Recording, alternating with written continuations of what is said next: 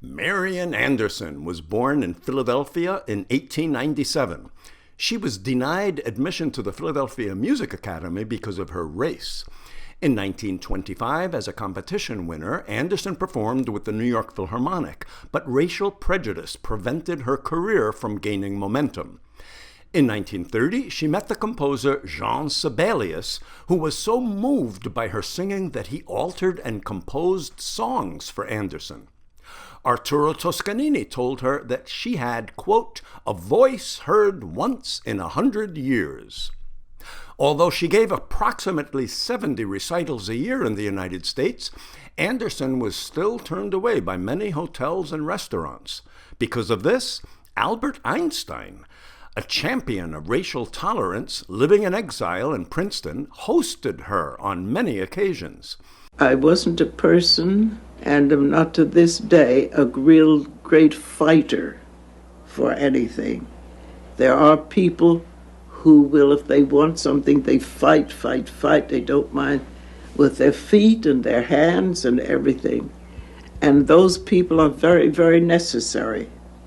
But there's some who hope that if they're doing something worthwhile, that it will speak for them. In 1939, she was barred from singing in Constitution Hall in Washington, D.C. As a result, Eleanor Roosevelt and President Roosevelt arranged for Anderson to perform at the Lincoln Memorial for an audience of 75,000 people and heard on the radio by millions. In 1955, Anderson became the first African American to perform at the Metropolitan Opera. She worked as a delegate to the United Nations Human Rights Committee and as a goodwill ambassador for the State Department touring the world.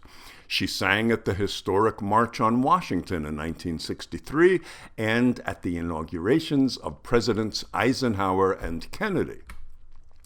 Anderson was awarded the first Presidential Medal of Freedom, the Congressional Gold Medal, the Kennedy Center Honors, the National Medal of Arts, the Grammy Lifetime Achievement Award, the United Nations Peace Prize, New York City's Handel Medallion, and was the recipient of 24 honorary doctorate degrees. She died in 1993 at the age of 96. Her music studio is now a museum in Danbury, Connecticut. The house of her birth in Philadelphia is part of the National Register of Historic Places, and there is a United States postage stamp bearing her image. She established the Marian Anderson Award in 1943, which continues to award $25,000 a year to an established artist who exhibits humanitarian leadership. Here she is singing He's Got the Whole World in His Hands. He's got the whole world in his hands. He's got the big round word in his hands. He's got the wide word in his hands. He's got the whole world in his hands. He's got the wind and rain in his hands. He's got the moon and the stars in his hands. He's got the wind and the rain in his hands. He's got the whole world in his hands. He's got the lion man right in his hands. He's got the gambling man right in his hands. He's got the crap shooting man in his hands. He's got the whole world in his hands.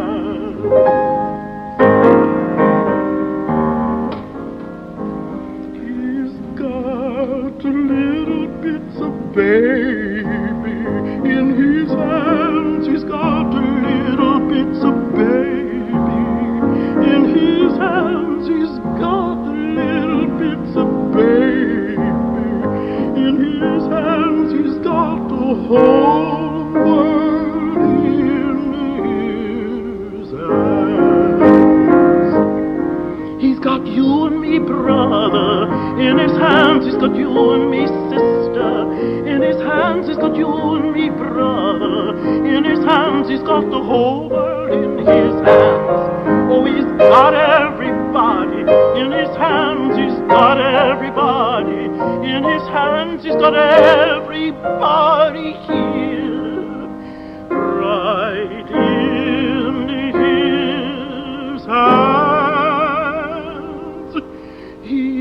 got the whole world